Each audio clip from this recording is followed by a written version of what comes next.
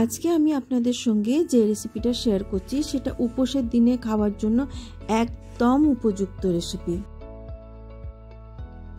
কোনো রকম কোনো কোটিং বা ময়দা বা কিছু ছাড়াই এটা এত ক্রিস্পি হয়, একদিন অবশ্যই করুন। দারুণ সুন্দর খেতে হয়, যে কোনো দিন করেও খেতে পারে। চলুন সবাইকে নিয়ে শুরু করি আজকের রেসিপি। এখানে দেখতেই পাচ্ছেন আমি কিছু জোগাড় করে রেখেছি। এটা সাবুদানা, একটু মোটা ধরনের সাবুদানাটাই আজকে ছিল বাড়িতে, আপনারা সরুটাও নিতে পারেন। এই সাবুদানাটাকে মিক্সিতে খুব ভালো করে গুঁড়ো করে নিতে হবে। এই যে দেখুন আমি দেখাচ্ছি, আমি এই বাটিতে একদম গুঁড়ো করেই রেখেছি। ঠিক এভাবে মিহিভাবে গুঁড়ো করবে। এখানে দেখুন 3টে মিডিয়াম সাইজের আলু নিয়েছি, খুব নরমভাবে সেদ্ধ করে নিয়েছি, আর জল নেই আলুতে। আর এই ছোট বাটিটাতে আছে পিনাট, যেটা নর্মাল বাদাম আমরা খাই, সেই বাদাম কাঠখোলায় ভাজা, তাকে একটু গুঁড়ো করে নিয়েছি। কোর্সলি গ্রাউন্ড হবে, মানে গুঁড়োটা খুব মিহি হবে না, একটু দানা দানা থাকবে। এবারে একটা এই জায়গাতে এই আলুটাকে নিয়ে নিলাম, আর এটা একদম ভালোভাবে ম্যাশ করবেন যাতে একটুও দানা দানা না থাকে। খুব ভালোভাবে ম্যাশ করবেন হাতে করে। আর এর মধ্যেই দেবো ওই যে গুঁড়িয়ে রাখা যে সাবুদানাটা, ওই সাবুদানাটা একবারেই পুরোটা দিয়ে দেবেন না, যতটা লাগবে ততটাই দেবো। আমি ওটাতে 1/3 কাপ মতো সাবুদানা গুঁড়ো করেছিলাম, অতটা যদি না লাগে অতটা দেবো না। আর দিচ্ছি একটু এই 5 চামচ মতো পিনাটের এই গুঁড়োটা। আর এখানে দেখুন এই থালার মধ্যে আছে একটু লঙ্কার কুচি দিলাম, একটু আদা আমি আগে থেকে ক্রাশ করে রেখেছিলাম, সেই আদাটা, একটু দিচ্ছি লেবুর রস। যদি আপনারা লেবুর রস না খান তাহলে স্কিপ করবেন, তা না হলে দেবেন। 4-5 ফোঁটা দিলে একটু চটপাটা স্বাদটা হবে। আর একটু দিলাম ধনেপাতা, আর দেব স্বাদ মতো নুন। এই যে নুন দিয়ে দিলাম, স্বাদ অনুযায়ী দেবেন। আর একটুখানি লঙ্কার গুঁড়ো দেবো, যদি আপনারা লঙ্কার গুঁড়ো না খান তো লঙ্কার গুঁড়োটাকে স্কিপ করতে পারেন।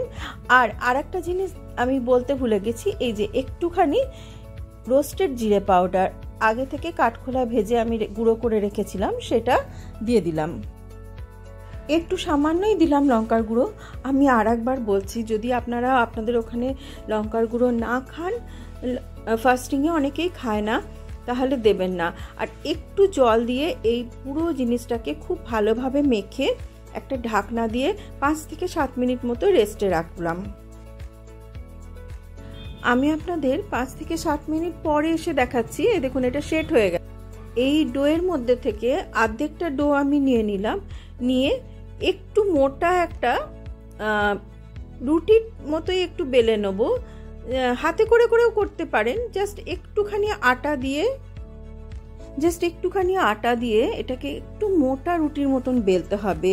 আর এই সাইড থেকে না যখন ফাটতে থাকবে দেখবেন একটু জড়ো করতে থাকবেন। তার কারণ হচ্ছে এতে তো কোনো গ্লুটেন নেই, এটা ফাটবেই, তাতে কোনো অসুবিধা হবে না। এটা আমি এইভাবে কাটবো। এবার এটাকে কিভাবে কাটবো আমি দেখাচ্ছি। আমি এই ডোটাকে না 3টে ভাগে ভাগ করে নিয়েছি। এই যে এই রুটির মতন যেটা বেলেছি এটাকে, আর এটাকে একটা ট্রায়াঙ্গেলের শেপ দেওয়ার চেষ্টা করছি। আর আপনারা নিজেদের পছন্দ অনুযায়ী শেপ দিতেই পারেন। এই দেখুন আমি ট্রায়াঙ্গেল বানালাম, আপনারা আপনাদের পছন্দ অনুযায়ী শেপে কেটে নেবেন। আমি একটা ট্রায়াঙ্গেলকে তুলে দেখাচ্ছি, দেখুন কীরকম হবে। এটা এরকম হবে। শেপ আপনারা যেমনই দিন কোনো ব্যাপার না, সেটা যে কোনো শেপে কাটতে পারেন। এই যে সবগুলো আমি কেটে নিয়েছি, এবার এটাকে ভেজে নেব। চলুন, তেল আমি আগেই গরম করতে বসিয়েছিলাম, গরমও হয়ে গেছে। এবারে আমি এগুলোকে দিয়ে দিচ্ছি। একটু হালকা আঁচে ভাজবেন, মিডিয়াম টু হাই ফ্লেমে ভাজবেন। এমন কিছু বেশি সময়ও লাগবে না, আর একদমই স্টিক করবে না। এটা খুব সহজে ভাজা হয়ে যাবে, আপনারা ভাবতেই পারবেন না যে এটা এত সুন্দর খেতে হয়। খুব সুন্দর খেতে হয়।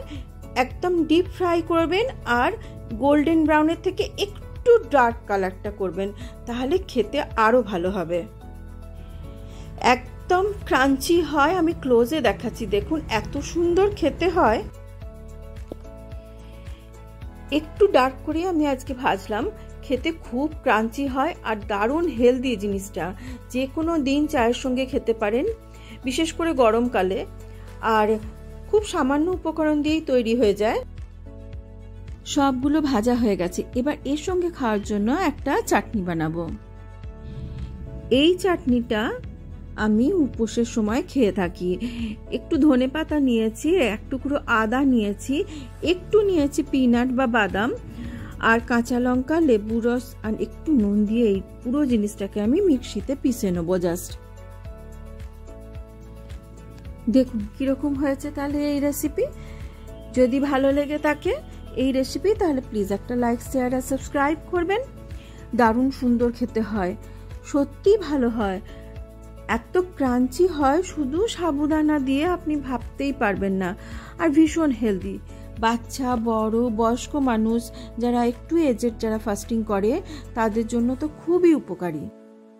তাহলে আর দেরি কি, সামনেই শিবরাত্রি আসছে, বানিয়ে ফেলুন একবার এই রেসিপি আর আমাকে অবশ্যই কমেন্ট বক্সে জানান কেমন হলো।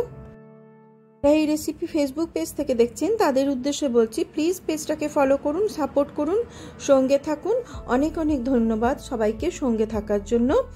খুব ভালো থাকবেন সবাই।